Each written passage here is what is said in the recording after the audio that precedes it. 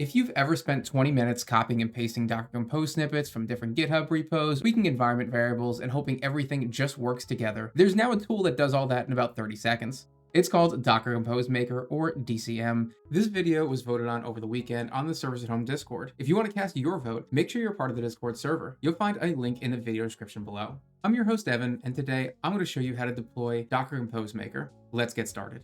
We are going to start on the Wiki, search for Docker Composemaker. Click the results. You will see in section 1, Deploy Docker Composemaker. Click the copy button in the top right to copy it to your clipboard. We are going to deploy this container through Dockge. If you've never used Dockge before, there's a link in the video description below on how to set it up on your TrueNAS server. In Dockge, I'm going to start a new compose stack by clicking the plus compose button in the top left corner. I'm going to call this DCM for Docker Composemaker, and I'm going to remove all the placeholder information on the right. I'm now going to paste the file that I copied to my clipboard from the wiki. Docker Composemaker has no volumes, therefore we do not have to go and create anything and change permissions. The only thing it requires is that you have 7576 open and that nothing else is running on that port. If something else is, you can change this left number here to an open port where nothing else is running. Once you're ready, click deploy.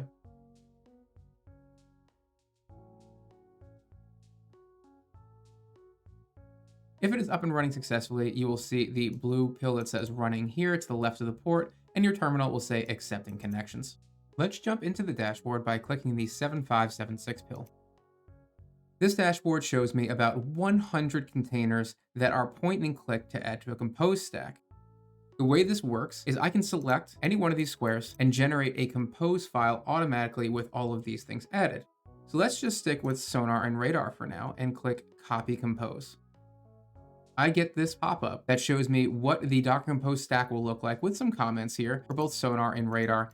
It also attaches the .env file to this so that the Docker Compose isn't exposing any secrets or any passwords. It does this by default, but you don't have to use it if you don't want. I can go back to the Docker Compose YAML and hit the switch to show the interpolated values if I don't want to use any env values at all and just have everything filled in for me.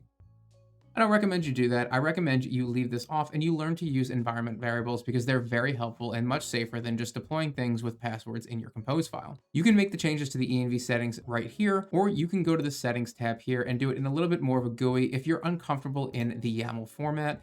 We can set the env variables globally by using the Docker Compose settings here and clicking show settings. For our config path, I would not use opt app data config. For this channel, we mainly use mount tank config.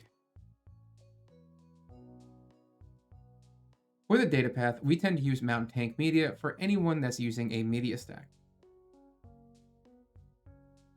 I'm going to set a PUID of 568, a PGID of 568, and I'm going to leave the UMask. I like the restart policy unless stopped. I'm not going to give anything else any other settings. I'm just going to go ahead and hide this. Now I'm going to click copy compose. Now that we can see our settings popped up, it has automatically filled out the Docker Compose stack with the global variables we just filled out. When I go back to my Docker Compose YAML, as you can see, I can edit this directly in the Docker Compose.yaml, and everything else is set up the way it should be. Once I'm done with this, I can download this directly to my hard drive or click this button to copy it to my clipboard. Note to copy this to your clipboard, you're going to have to access this via HTTPS. I'm going to click done to take me back to my dashboard. One of the things I really like about this is the fact that I think it's going to go very far because the community can suggest containers very easily. In the top section here, you'll see the plus suggest container button, and when we click it, it brings up this modal. It's got a pre-filled out template for Sonar, but of course we want to replace these values with all the things that we're submitting for a container of our choice. Some other really nice features that are built in is the ability to jump right to the GitHub page for any one of these containers. As I hover over this container, I can see how many GitHub stars it has. One of the things I wish I was able to do is actually sort by these tags. You see here some of these things are named automation, for example, or PVR or music. There's no way for me to show only things that have those tags. I wish it was just a little bit easier to sort these out. I can search for them in the top here by typing in any name of any container I want, but there's no way for me to type in the tags here, have it just filter by those tags. This container is very interesting from a maintenance standpoint. The person who wrote this is actually Thomas Camlong. If you've never heard that name before, he's the original creator of the Homelab dashboard. He maintained it for years before handing it off to Homelab in October of 2025. So this is a guy who's definitely done some pretty hardcore development in his time. Looking at the commits, we can see there was a huge spike in March, over 200 commits in a week, and this is when he built this. Then there's basically nothing from May all the way until August, with a little bit of a small burst in October when V1 was officially released. Since then, there's been a handful of commits in December and January, but not many at all. I did not catch any bugs when I was doing testing, so I believe the container works just fine, but it's clearly not on a very aggressive development pattern.